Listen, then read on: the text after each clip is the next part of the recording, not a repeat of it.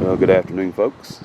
And like I've been saying, we are in a severe heat, severe drought situation here in this part of the state. And from what I understand, it's all over the state. That's what my yard looks like. I am not one of these people who is going to pay a $300 or $400 a month water bill to keep it looking green. Bermuda grass is resilient. It will come back. And same thing over here. It's just burned up. We're burnt to a crisp up here in this part of the state, and all over the state actually. So we'll just wait until cooler weather, cooler temperatures, till the rainy season starts. Hoping and praying for that to come soon. But yeah, that's it. And kind of gives you a picture of just how hot it's been here and why it's just taking so long to get this done right here.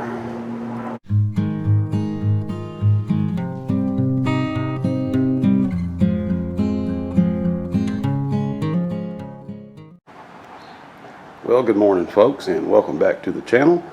Thank you all for watching, and thank you to every one of my subscribers. And it's been 1 week now since I was able to get out here and lay down that last layer of fiberglass on this side of the boat. I'm still waiting for another break from the heat so I can get out here and get this other side done. But in the meantime, there are other things that I can be doing, and one of those is getting the hull prepped for the fairing compound. I ran my hand over this surface last week after I laid down this last layer of fiberglass over here, and I noticed that there were just like hundreds, maybe thousands of little fiberglass splinters sticking up. So I had to go over this entire side of the boat with 220 grit sandpaper. I just went over the whole thing, fore to aft, just to smooth it out, knock down those little splinters, and had to do the same down the side here. It's slicked down now. So like I said, I'm just waiting for a break from this heat so I can get out here and get this other side down. And once that's done, then I'll finish all the sanding, and we'll get to the fairing next. And once I start fairing it out, I can do that just a little bit at a time. I don't have to come out here for 3 or 4 hours in one shot like you do when you're laying down fiberglass. I can sort of pace myself, and then once all that's done, we'll get it slicked out and get it painted. All right, folks, that's all I have for right now. I will get back to you in the next segment. Okay, folks, I'm back, and like I said, I do have other things that I can be doing while I'm waiting for the weather to cool down, so I can lay out that last sheet of fiberglass right there. And what I'm doing this morning is I'm mixing up the fairing compound, and I'm going to go ahead and start fairing it out over here. Now, I only mixed a small batch because I don't know how this is going to behave. I have had an issue with this particular type of resin in the past with it sagging. I don't know if that's because of the cabosil. I don't know. So like I said, I just want to mix up a small batch, and I want to see how it's going to behave. I'm going to go ahead and apply that to the side here. So with all that out of the way, here goes. Okay, now I mixed that to like a peanut butter consistency. Hopefully you can see that here. And this is the first time that I have used micro balloons with the resin. So like I said, we're going to see how it goes.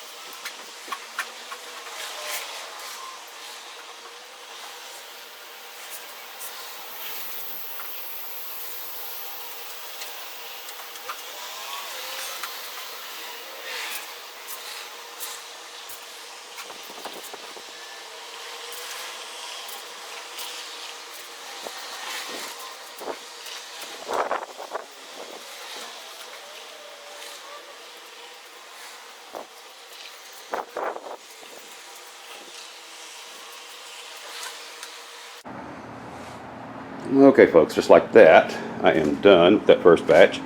And actually the resin with the micro balloons, it acts sort of like Bondo. If you've ever done any body work on a car and mixed Bondo, well, that's kind of what this is like. All I want to do is put a skim coat on this fiberglass, and that's so we can just fill up the fabric, the weave in the fabric right there. We just want to level that off. I don't really want to have a high buildup. I just want a very, very thin skim coat, and probably mixed that a tad thick. I'll know next time. Mix it just a little bit thinner to give me that that consistency that I want, and also to make it just a little bit easier to spread. It was just a little bit hard to spread with that peanut butter consistency. We'll, like I said, we'll make it thinner next time. But folks, I'm gonna go ahead and wrap up this video. That's all I have for now.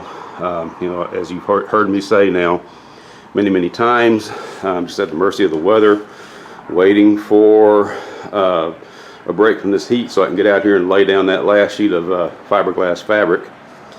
But we're going to get as much of this done as we can while we're waiting, and I'll get out here later on and sand this and see what it's going to look like. Now there's going to be areas where I'm going to have to come back, and again, it's like if you're doing body work on a car, you know that you don't get away with just one little skim coat of Bondo. You usually have to come back and apply several coats, and I'll have to come over into this area right here, sand it, and I'll have to come back and reapply some more of the filler.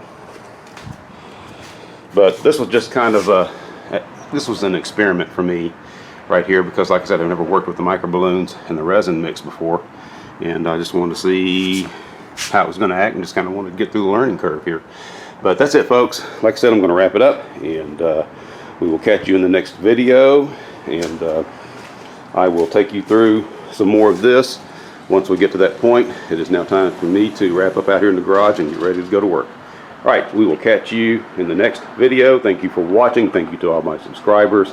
God bless you all. And as always, in all things, to God be the glory.